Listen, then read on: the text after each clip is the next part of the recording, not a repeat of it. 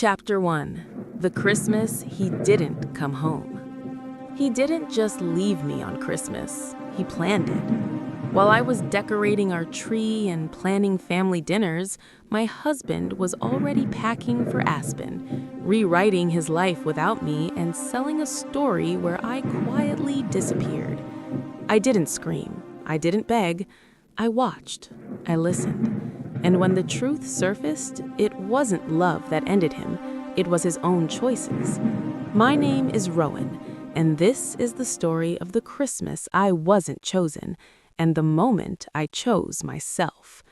Snow had been falling in quiet little flakes since dawn, the kind that made our neighborhood look like a postcard even when your life was falling apart behind the windows.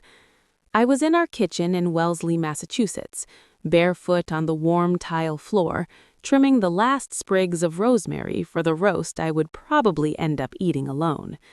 The tree in the living room was lit but unfinished, half decorated the way I always did it in stages, starting with the white lights, then the ornaments that meant something, then the cheap filler I pretended I did not care about.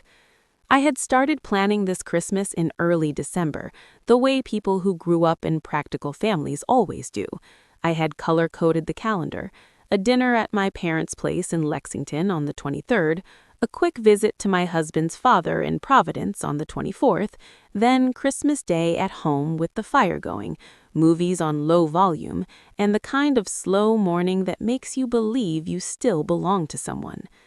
On the counter, my phone buzzed against the granite, the sound small but sharp in the stillness. I glanced at the screen, expecting a text from my mother asking if I remembered to bring her cranberry bread pan. Instead, I saw his name. My husband's name was Grayson Pierce. He was 41, the kind of man who could walk into a room and make people lean closer without even trying. He liked tailored coats and clean lines, and the faint smell of expensive cologne that never quite faded from his shirts. He worked in private equity, the kind of job people described with vague admiration because they did not really understand it, only that it came with power. The message was short: "Need to talk tonight." I stared at it for a moment, my fingers still damp from rinsing herbs. I had a strange thought, the kind your mind hands you like a warning you want to ignore. This is going to change something. That evening, he came home later than usual, not late enough to be suspicious, just late enough to remind me he controlled the pace of our life. His coat was dusted with snow, he set his keys down with a deliberate clink, and leaned down to kiss my cheek as if it were a habit, not an act.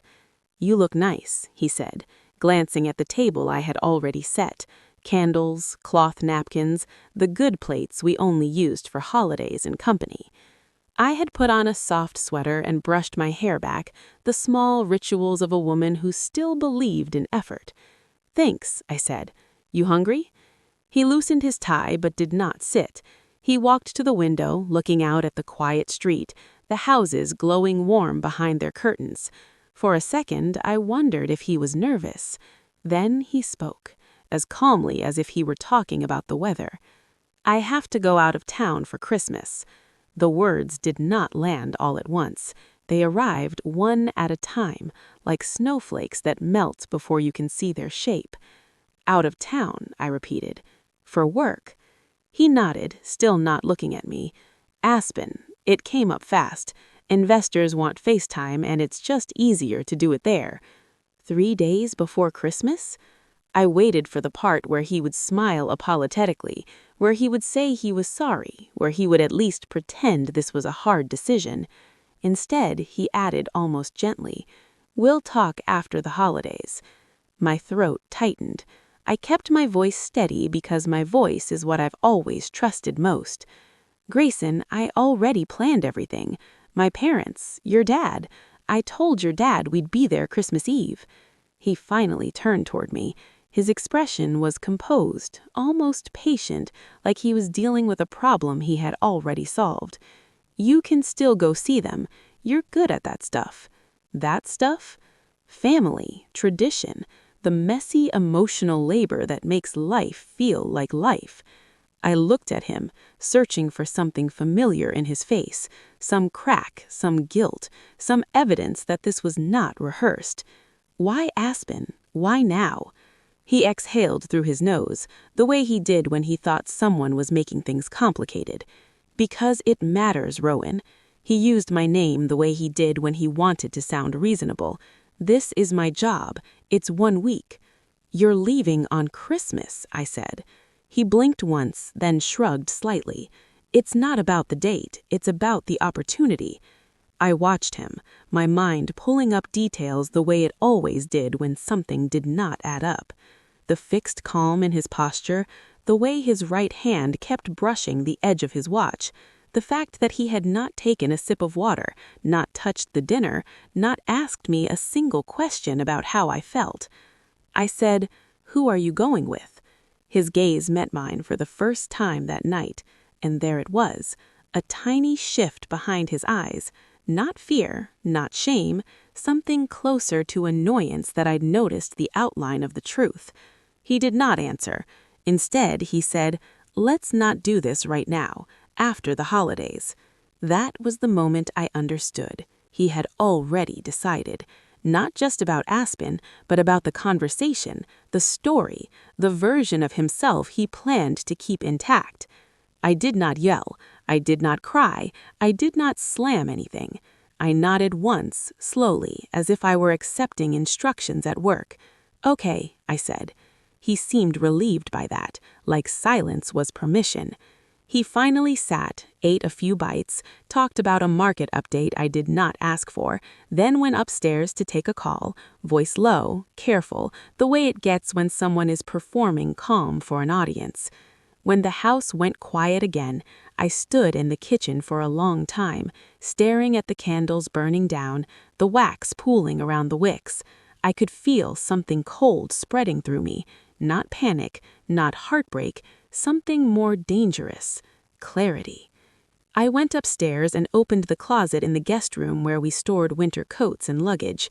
I told myself I was looking for his gloves, something practical, something harmless. The suitcase was already out. It was open on the floor behind the hanging coats, packed neatly the way he always packed, sweaters folded in perfect rectangles, a black turtleneck, ski gear, a garment bag zipped tight. On top sat an envelope with his boarding pass and itinerary printed cleanly, as if he were afraid the digital version might fail him. The departure date was not tomorrow. It was the next morning. He had been ready. He had been ready while I wrapped gifts, while I texted his father and offered to bring extra pie, while I picked out an ornament shaped like a tiny silver house because we bought our home together, and I thought that meant something. I closed my eyes. I waited for my body to do the usual thing, to shake, to rush, to beg for oxygen. It did not. Instead, my mind did what it always does when faced with risk. It started cataloging. The high-end winter clothes, too new, the second phone charger tucked into the side pocket, the fact that he had packed a small box of cufflinks he only wore when he wanted to impress. This was not just a trip. This was a presentation. I heard his footsteps in the hallway and stepped back into the shadows of the closet doorway. He did not see me. He walked past, phone pressed to his ear, voice low, controlled. "I'll handle it. No, she won't make a scene. She's not like that. After the holidays. Yes, Aspen. She. Not my name, not his wife, just a category he thought he understood." I waited until his door shut, then quietly closed the closet and went back downstairs. The next day, he moved through the house like a man on schedule. Coffee, shower, a quick glance at his phone, no lingering touch, no shared joke, no moment of hesitation. At the front door, he kissed my forehead, the way you kiss someone you are trying to keep calm. "You'll understand," he said, almost kindly. Then he walked out. A few minutes later, my phone lit up with his message. "You'll understand. This is best for everyone." I read it twice. I felt the heat of the screen against my palm. I realized he had written it as a conclusion, not an opening. He had not left room for questions. He had already chosen the version of this story where he looked practical, where he looked reasonable, where he looked like a man doing what he had to do. And I was supposed to fit into that story as the woman who accepted it. I stood in the living room and looked at the tree. Half the ornaments were still in their boxes, the ones from my childhood, the ones from our first year married, the one shaped like a tiny gold bell with the date engraved on it, a gift from his father the year we bought our home. The lights blinked softly, patient and indifferent. I sank on the rug, knees pulled to my chest, not because I was collapsing, but because I needed stillness to hear myself think. I did not sob. My eyes burned, but the tears did not come. What came instead was a sentence so clear as if it had been waiting in me for years. He didn't leave Christmas. He left me. He left me while holding on to the image of being a decent man. He left me in a way that made me look like the one who would be unreasonable if I protested. And in that moment, sitting beside an unfinished tree in a house I helped build a life inside, I understood something else, something colder. This was not just betrayal, it was a decision, a power move.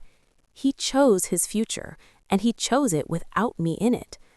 The snow kept falling outside, quiet and steady, covering the streets in clean white like nothing ugly had happened. I sat there until the lights on the tree stopped blinking and turned solid, and the house settled into the kind of silence that does not ask permission.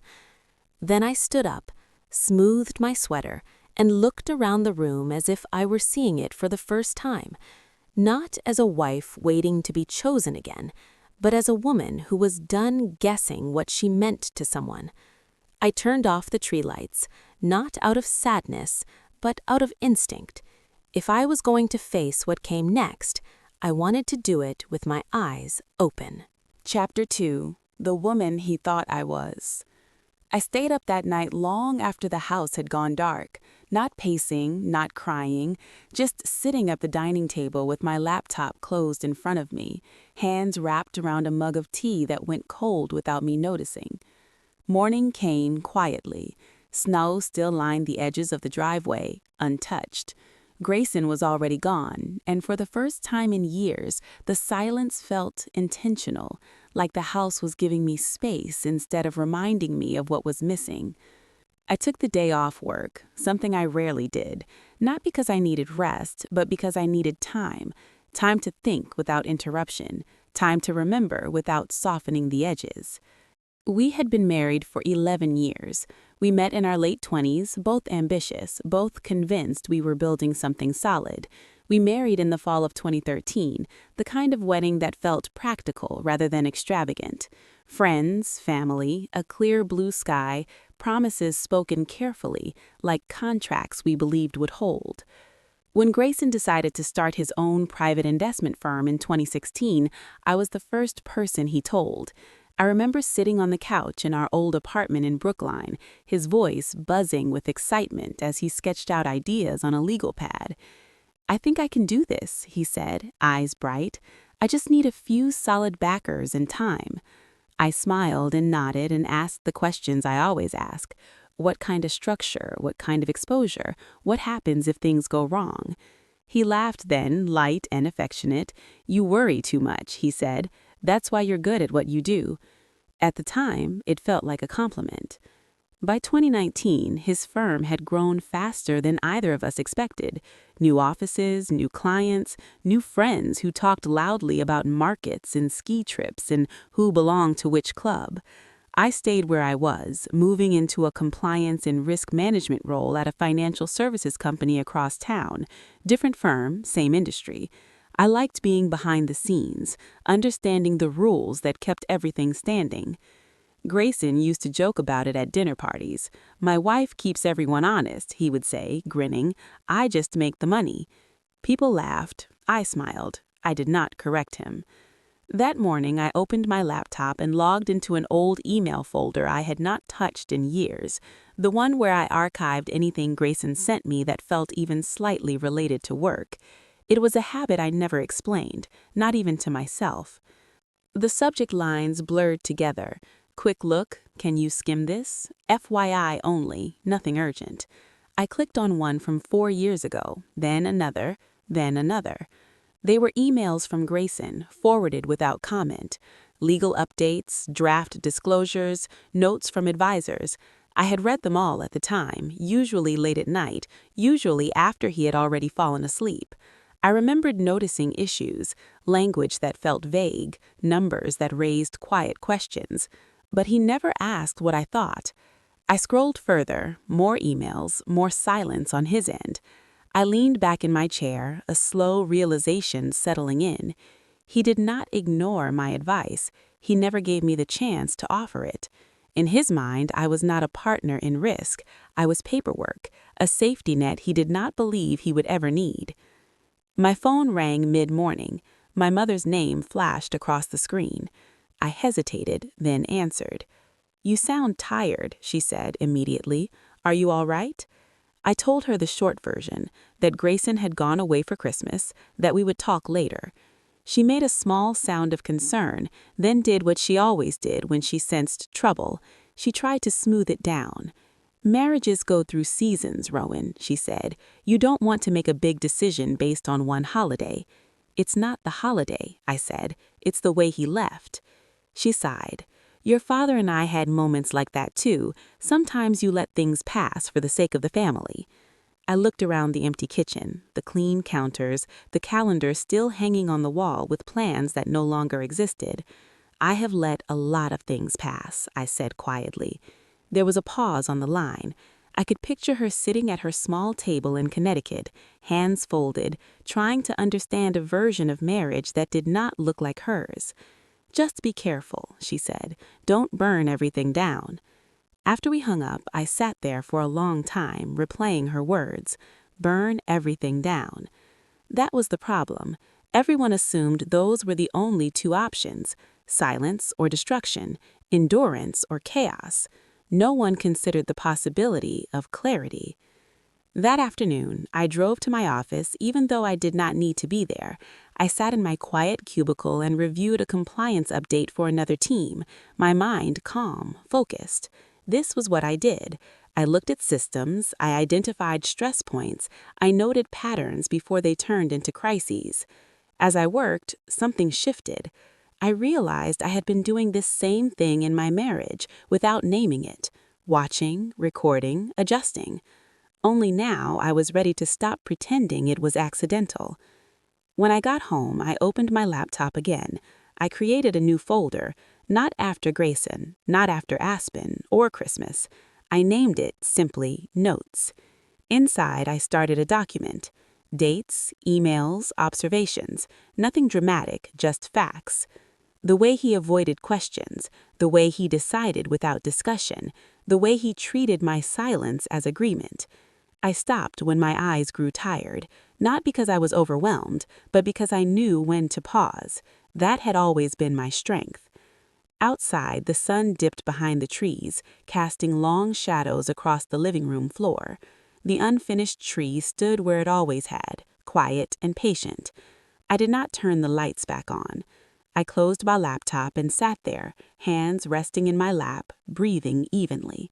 I was not planning revenge. I was not rehearsing speeches. I was giving myself what I had been denied for years: time, attention, and the truth. When I finally went to bed, the house felt different. Not broken, not abandoned, just honest. And honesty, I was beginning to understand, was the most dangerous thing I had ever brought into my life. Chapter 3. The other woman was never the point. The next week proved that honesty does not stay contained. It spreads, quietly at first, then all at once, like a crack in glass that finally reaches the edge. I went back to work, answered emails, sat through meetings, smiled at the right moments. From the outside, I looked normal, but every time my phone lit up, my stomach tightened, not from fear, from readiness. I had started noticing how much of my life had been built around anticipating his next move. On a gray Thursday in early January, my friend Tessa Marino called me during lunch. Tessa was 46, a family and finance attorney, with sharp instincts and a voice that always sounded like she was walking fast. "Are you free tomorrow night?" she asked. "I have work," I said. "That is not what I asked," she said. "I have an industry event in Manhattan, the kind of room where people talk too much and forget who is listening. Come with me." I stared at the spreadsheet open on my monitor, numbers that suddenly felt meaningless. "Why would I do that?" I asked. "Because you need to see the ecosystem he lives in," Tessa said, "and because I have a feeling you're going to hear something useful without asking for it." I wanted to say no. I wanted to stay in my safe little circle of facts and documents and quiet conclusions. But there was another part of me, the part that had started that folder named Notes, that understood something. Truth did not arrive by invitation. It arrived when you positioned yourself to catch it. The next evening, I took the train from Boston to New York, wearing a black coat and the kind of calm face that makes strangers assume you're fine. Tessa met me at Penn Station with 2 coffees and a look that was equal parts concern and focus. "You look like you slept," she said. "I did," I lied. She squeezed my arm, then guided me into a cab. The city moved around us like a rushing river, loud, bright, indifferent. I watched people on sidewalks, bundled up, arguing, laughing, living. It was strange how normal the world stayed while your own life rewrote itself. The event was in Midtown, in a hotel ballroom that smelled like champagne and money. A sponsor wall stood near the entrance, logos lined up like badges, men in tailored suits, women in sleek dresses, the kind of space where everyone looked like they belonged to someone important. Tessa leaned close. "Rule 1, she said. Do not volunteer information. Rule 2, if anyone asks a question that feels personal, answer like you are discussing weather." I gave her a tired look. "You are enjoying this," I said. She smiled without humor. "I am enjoying you not being alone in it." We moved through the crowd. Tessa greeted people, introduced me as her friend Rowan, nothing more. I listened, nodded, absorbed. The conversations blurred together. Deals, travel, market cycles, ski season, charity galas. It was a social performance wrapped around ambition. Then, I saw her. She was standing near the bar with a small group, blonde hair glossy under the lights, a phone in her hand like it was part of her body. She laughed, head tilted back, the kind of laugh that begged to be filmed. She wore something white and expensive, and for a second I felt something sharp in my chest. Not jealousy, recognition. I had seen her before, not in person, on my own screen. 3 days earlier, I had been scrolling without thinking, the way you do when you're trying to feel nothing. A story had popped up in a tagged location, some luxury resort in Aspen, a fire roaring, a glass of champagne, a man's hand in the corner of the frame. Wristwatch unmistakable. Grayson's watch. The woman in front of me was the one who had posted it. Tessa followed my gaze. "That's Brielle Knox," she said softly. "Brand consultant, reputation fixer. Sometimes she builds people, sometimes she covers them." My mouth dried. "She's with him," I said. Tessa did not answer. She did not have to. Brielle turned slightly, and her eyes landed on me for a brief second. She smiled politely, then looked away. Not because she recognized me, because I wasn't worth recognizing. That hurt in a way I did not expect. Not because I wanted her attention, but because it confirmed what Grayson had been doing. He had been placing me in the background so thoroughly that even the woman he traveled with did not consider the possibility that I existed. Tessa leaned in again. "Do you want to leave?" she asked. I swallowed. "No," I said. "I want to know what he told her." We waited. Not stalking, not dramatic, just moving closer in the natural flow of the room. When Brielle stepped away from her group to check her phone, Tessa and I drifted toward her like we were simply heading to the bar. Tessa smiled at her. "Brielle Knox, right? Tessa Marino. We have a mutual friend in PR. This is Rowan." Brielle's expression warmed with practiced ease. "Hi," she said. "Nice to meet you." Her voice was friendly, light, polished. We exchanged a few harmless comments about the event, the crowd, the hotel. Then Brielle glanced at my ring finger. It was bare. I had taken my wedding ring off 2 days after Christmas, not as a statement, as an experiment, to see what it felt like to move through the world without that symbol. Brielle smiled. "Are you in the industry too?" she asked. I hesitated, then answered the way Tessa taught me. Compliance and risk. Different lane, same highway. Brielle's eyebrows lifted slightly, impressed. "That sounds intense," she said. "It can be," I replied. Tessa smoothly shifted the conversation. "I heard you were in Aspen over the holidays." Brielle's smile brightened, and I watched the performance begin. "Yes," she said. "It was beautiful.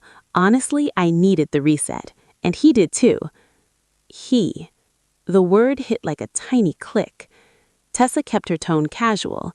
"He being," she asked. Brielle waved her hand lightly, like it was obvious. "Grayson," she said. "He's been under a lot of pressure, but it's getting better. Everything is calmer now." My heart thumped once hard. I kept my face still. "Calmer," I repeated. Brielle nodded, looking almost relieved to talk. "He was in a complicated situation, but he's handling it respectfully. They've been separated for a while, and he wants to do it clean. No drama, no mess. He's very careful about stability right now." Separated. I could feel heat rising in my throat. Tessa's hand touched my elbow, a subtle reminder to breathe. I kept my voice even. "That's considerate. Stability matters." "It really does," Brielle said. "Especially with what's coming. He's raising again soon. Big round. Q2. Investors look at everything, not just the numbers. The story, you know?" She smiled like she was letting us in on something exciting. "He keeps saying personal stability is part of brand stability. It's smart, honestly." There it was. The truth dressed up as strategy. He hadn't left me because he fell in love. He left because I didn't fit the story he wanted to sell. Tessa nodded thoughtfully. "That must be a lot of pressure on him," she said. Brielle's expression softened. "It is, but he's not like other men. He doesn't want to hurt anyone. He just wants to move forward." I almost laughed, not because it was funny, because it was so carefully false it bordered on art. I imagined Grayson saying those words, calm and measured, turning betrayal into maturity, turning abandonment into professionalism. My phone buzzed in my purse. I glanced down, expecting nothing. Instead, I saw a text from Ava Pierce. Ava was 15, Grayson's daughter from his first marriage. She had always been polite to me, a little distant, like teenagers often are, but she had a sweetness that made you forget to be afraid of being rejected. The text was simple. "Hey, Rowan, sorry to bother you. Dad said he's busy. Can you sign the school form for my volunteer trip? They need it by Monday." My chest tightened. Behind me, music played softly. People laughed. Brielle talked about Aspen like it was a spa brochure. And in my hand, a child was asking me for stability her dad had decided was optional. I looked up at Brielle. She was still smiling, still believing she was in a clean story. I understood something in that moment, something that clarified the shape of my anger. Brielle was not my enemy. She was a prop in his narrative, just like I had been. The difference was, she didn't know it yet. I forced a polite smile. "Excuse me, I need to take this." Tessa and I stepped away, moving toward a quieter corner near a window. The city lights glittered outside like nothing could touch them. Tessa watched my face. "You got what you needed," she said. "I got more than I wanted." I typed back to Ava with careful words. "Of course, tell me what you need and I will help you figure it out." Not because I owed Grayson anything, because Ava hadn't chosen any of this. Tessa leaned closer. "Rowan," she quietly said, "do you see it now?" I nodded. He didn't leave for love. He left for control. Tessa's eyes stayed on mine. Then stop treating this like a broken heart. Treat it like a risk event, a story he's managing, and stories can be audited. I breathed in slowly, feeling the air expand my chest, steadying me. Back in the ballroom, Riel laughed again, surrounded by people who believed in the image he was selling and the image he had sold her. I did not feel smaller. I felt focused. I had spent years watching systems for weak points, patterns, cracks that looked harmless until they became catastrophic. Grayson was a system. He had built himself on control, on perception, on the belief that he could choose the story and everyone else would accept their assigned roles.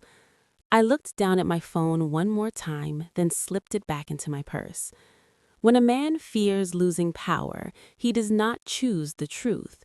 He chooses the version of reality that makes him look untouchable. I turned back toward the crowd, not to confront anyone, not to reclaim a place at his side, to observe, to listen, to collect what he did not realize he was handing me. And as we walked out into the cold New York night, I knew the next steps would not be driven by feelings. Feelings were easy to dismiss. Facts were not. I would focus on the legal truth. Everything else could fade into the background where it belonged. Chapter 4. Quiet women see everything. Facts have weight. Once you let them settle, they change the way everything else moves. After New York, I stopped pretending this was a personal unraveling. I treated it the way I treated every risk event I had ever handled at work. Slowly, methodically, without commentary. I met Daniel Ortiz the following Monday in a quiet office near Kendall Square. Daniel was 40, soft-spoken, with the kind of calm that comes from spending years staring at numbers that lied for a living. He had kind eyes and a habit of listening all the way to the end before speaking. He shook my hand and smiled gently. "So you want me to look at patterns," he said, "not people." "Exactly," I replied. We sat across from each other at a conference table while rain streaked the windows. I slid a folder toward him. Not thick, not dramatic, just enough to be interesting. "These are materials related to an upcoming capital raise," I said. "I want to understand exposure, not blame." Daniel nodded. "Good," he said. "Blame clouds judgment. Exposure tells the truth." Over the next week, Daniel and I worked in parallel. I sent him documents through secure channels. He flagged inconsistencies, timing issues, overlapping interests that did not align cleanly with the disclosures I had seen. Nothing illegal on the surface, nothing loud. But the deeper he went, the clearer the shape became. One afternoon, Daniel leaned back in his chair and rubbed his temples. "Someone delayed reporting a related party issue," he said carefully. "Not forever, just long enough to clear a window." I felt my pulse tick once. "How long?" I asked. "Months," he said. "Long enough to make a story look stable." That was the word again. Story. That evening, I met Tessa for dinner at a small Italian place near her office. She watched me push pasta around my plate and frowned. "You are quiet," she said. "I am focused," I replied. She nodded, understanding immediately. "Good," she said, "because this kind of thing does not need fireworks. It needs clean hands." 2 days later, my phone buzzed while I was reviewing notes at my desk. It was an email notification. Subject line, RE Advisory Agreement Follow-up. Sender, Nathan Cole. Nathan was 44, a senior partner at Grayson's firm. Polished, confident, careless in the way men become when they believe the room belongs to them. I opened the email slowly. It was not addressed to me. It was addressed to a thread, an old one, a chain from 2019 related to a family trust agreement that had briefly involved my name and email when Grayson and I were consolidating assets. Nathan had replied to everyone. My email was still there. The message itself was short. We need to hold off on disclosing the secondary exposure until after the next phase. No reason to complicate the raise. Grayson agrees. I stared at the screen, my hands suddenly cold. Daniel was right. This was not accidental. This was timing, control. I forwarded the email to Daniel and then to Tessa without adding a word. My phone rang less than a minute later. That was sloppy, Tessa said. That was honest, I replied. There was a pause on the line. You know what this does, she said. It triggers review, not because I asked for it, because the process exists. That was the difference. I was not accusing anyone. I was placing facts where they belonged. Over the next 48 hours, things began to move without me touching them. Independent counsel contacted advisors. Advisors asked questions. Questions required answers. Grayson did not call at first. When he did, it was late. His name lit up my screen while I was brushing my teeth. I stared at it for a moment, then answered. Rowan, he said, his voice smooth, controlled. I am listening, I replied. This is getting unnecessary, he said. People are overreacting. People are responding to information, I said. He exhaled sharply.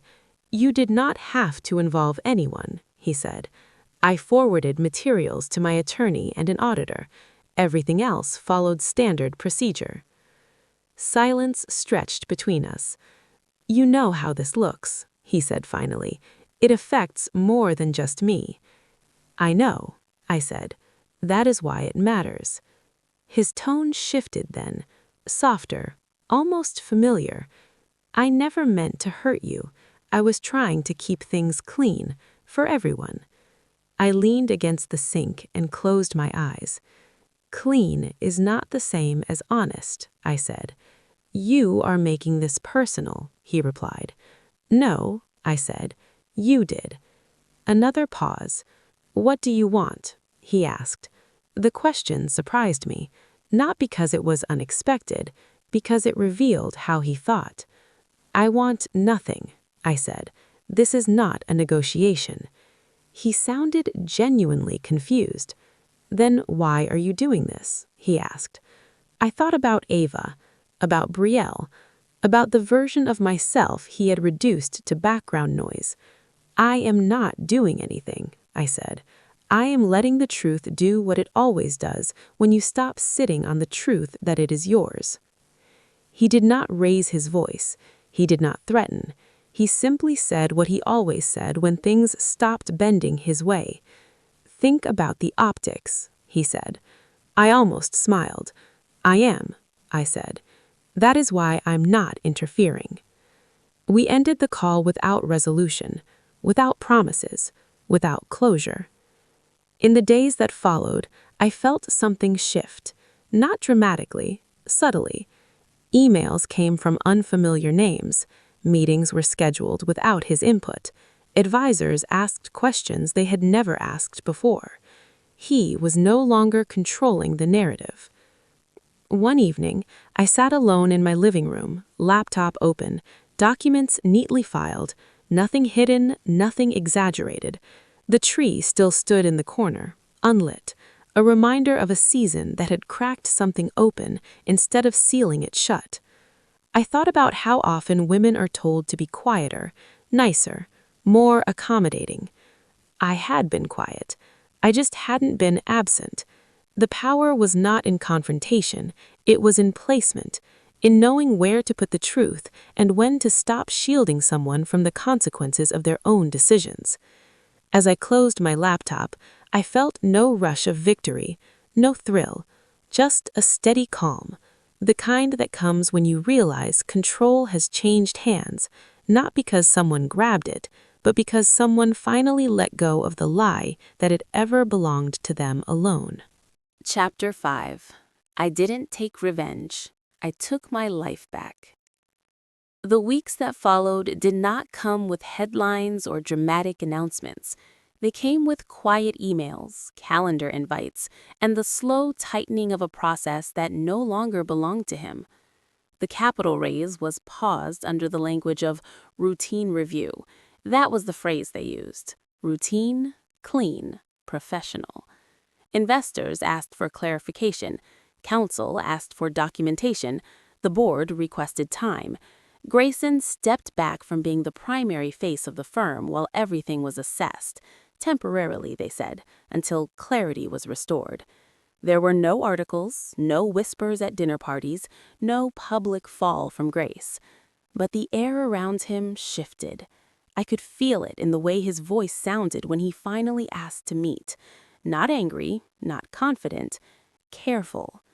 We met at Tessa's office on a Thursday afternoon, the kind of gray day that made the city feel muted. The conference room was small and spare. A long table, glass walls, a pitcher of water no one touched.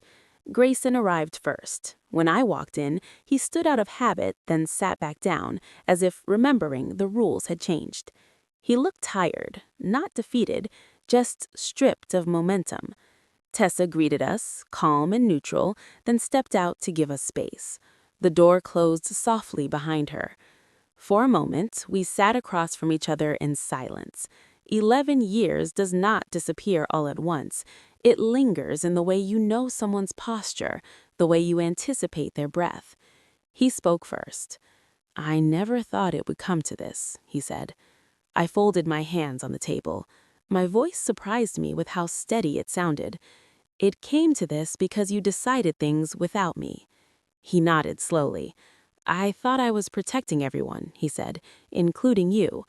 I looked at him, really looked, at the man who had once sketched his dreams on a legal pad and trusted me to ask the hard questions. "Protection without consent is control," I said. "You did not protect me. You managed around me." He swallowed. "I did not think you would want to be involved," he said. "That was the mistake," I replied. "You decided who I was without asking." He leaned back in his chair, rubbing his temples. "You always understood me," he said quietly, "better than anyone."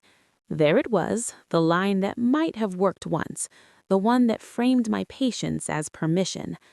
Understanding is not the same as accepting, I thought. Out loud, I said something simpler. Understanding you does not mean I have to keep absorbing the cost. We went through the logistics then. Assets, accounts, the house. The language was careful and precise. There was no fight, no raised voices, just the sound of a life being unthreaded with professionalism. When it was over, he looked at me again. "You did not expect this from you," he said. I met his gaze. "You expected silence, not clarity." He did not argue. There was nothing left to argue with. Outside, the air was sharp with early winter. I walked a few blocks before calling a car, needing the movement, the space. My phone buzzed once. A text from Ava. "Mom says you signed the form. Thank you. Good luck with everything." I stared at the message for a moment, then tapped back. "Anytime. Take care of yourself." That night, I went home alone. The house felt different, not emptier, just quieter, honest the way it had felt the night I started writing things down. The tree still stood in the corner, half decorated, the ornaments waiting patiently in their boxes. I turned on the lights and knelt on the rug, opening one box at a time. There were ornaments from my childhood, from our wedding year, from trips we had taken before everything became about image and momentum. I placed them carefully, one by one, not rushing. When I finished, I stepped back and looked at the tree. It was imperfect, uneven, real. I did not feel triumphant. I felt whole. Later, I poured a glass of wine and sat on the couch, the soft glow of the lights filling the room. I thought about how often revenge is framed as destruction, as spectacle, as noise. What I had done was none of those things. I had not set out to ruin him. I had set out to stop disappearing inside his version of events. Justice does not always announce itself. Sometimes it arrives quietly, through process, through truth placed in the right hands, through a woman refusing to step out of her values just to be understood. If this story sounds familiar, if you have ever been told to stay quiet for the sake of peace or patient for the sake of image, I hope you take something from it. You do not need to shout to be heard. You do not need to burn everything down to take your life back. Sometimes the most powerful thing you can do is stand exactly where you are, tell the truth, and let it do the work for you. If you have lived through something like this, or if you are standing at the edge of your own moments of clarity, I would love to hear your thoughts. Your story might help someone else find theirs. For me, the tree lights stayed on long after midnight, steady and calm, a reminder that peace does not come from winning. It comes from no longer pretending.